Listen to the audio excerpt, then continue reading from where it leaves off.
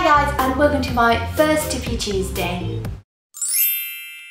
Yes, that means that I will be passing on all my wise knowledge that I seem to have acquired at the age of 22 for some reason, and I will be passing it on to you lovely people. Right, so my Tippy Tuesday tip for you this week is how can you save up to travel the world or any other destination that you wish to travel to. So I'll be showing you how to turn this into this. Yeah. Tip number 1, sell your stuff. When I go travelling, I've got to fit my entire life into a 60-litre backpack. And my mum will only let me have one box of hers. So it's all got to go. And what better way of getting rid of your stuff than making a little bit of dough out of it. I own so many clothes, so I've just been putting them all on eBay at 99p, around £3 postage, and they've all been selling really well. I've made about 200 quid from selling on eBay alone. You could also look at using Gumtree, Amazon, or Craigslist. Tip number 2. Get a full-time job. You're not going to make any money to travel the world if you're not earning money. As soon as my paycheck comes in, I put £300 back from my wages, and anything that I have lasting at the end of the month, I also put that into my savings. Simple! You could also look at getting a part-time job on top of that full-time job if you really wanted to. The only thing with that is, I think, you'd just get stuck in a rut. I found that with saving and doing multiple things and never going out, it's just too much. You have to have a bit of fun, and you can't be all work and no play the entire time because it will drive you mad. Some of you might be saving for years. I've been saving up in the space of 6 months, and that's been bad enough. So if you're saving up for 2 years, not doing anything for 2 years would just drive you crazy. Definitely. So you can get a part-time job, but I personally wouldn't advise it.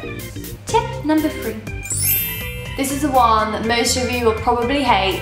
I hate it, but I worked out that I was spending around £120 a month on this. Quit drinking. I would go out every weekend and spend about £30 for a night out. Multiply that by 4, that is £120. If you spend more than that and go out every weekend, you're going to be way over that. That doesn't mean when a really hot guy walks into a bar and offers to buy you a drink that you have to refuse it. 2 benefits to that: free drink and a really hot guy's number. Quitting drinking doesn't mean that you have to be antisocial. You can still go to the bars and the pubs with your friends. Just have a water. Don't buy the expensive stuff.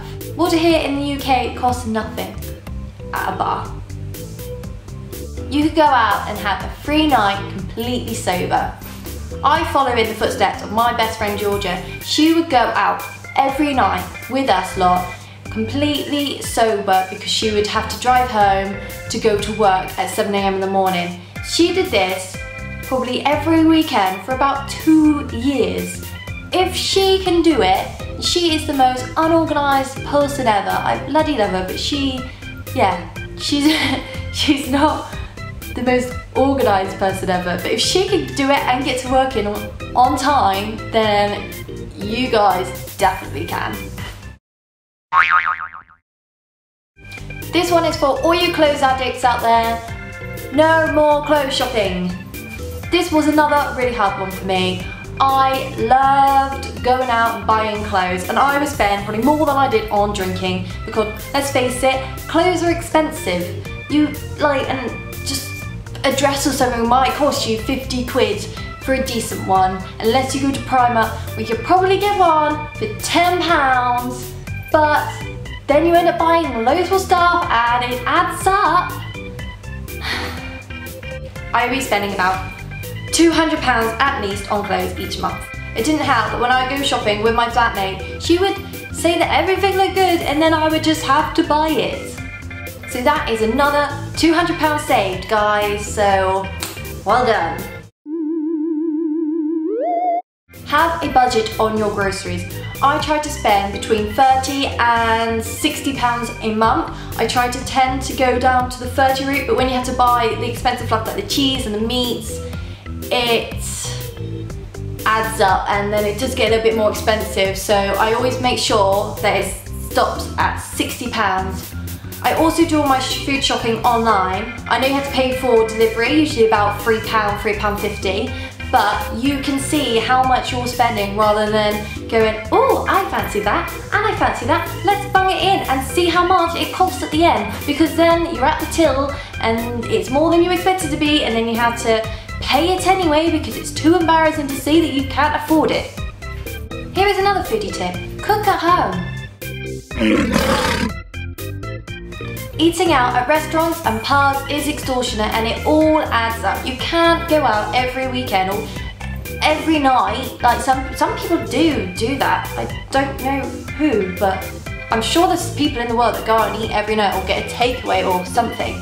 Just don't, just cook at home. You can get smart price tin stuff to cook. Like, I get chopped tomatoes for like 20p. I get about 5 of those a month or 7, and that makes my pasta sauces.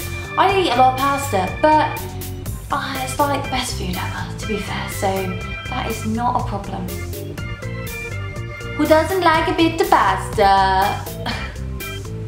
And my final tip to you guys is have motivation. You can't do this without any motivation at all. It might seem like a lot of hard work, and it has been a lot of hard work for me, but when you really want something enough, you go out and you get that. Don't be put off by all these things that get in the way. Just don't do it. If you want it, go and get it. Simple as. I know far too many people who say they really want something and moan about it, and they just don't do anything about it. Don't be one of those people. I can't stress that enough. If you're not going to do all these things, you are not going to save for travel. Unless you win the lottery. You never know, it could happen. Thanks for watching my Tippy Tuesday video. Hope you've gained some insightful knowledge into how to save for travel. Happy travels!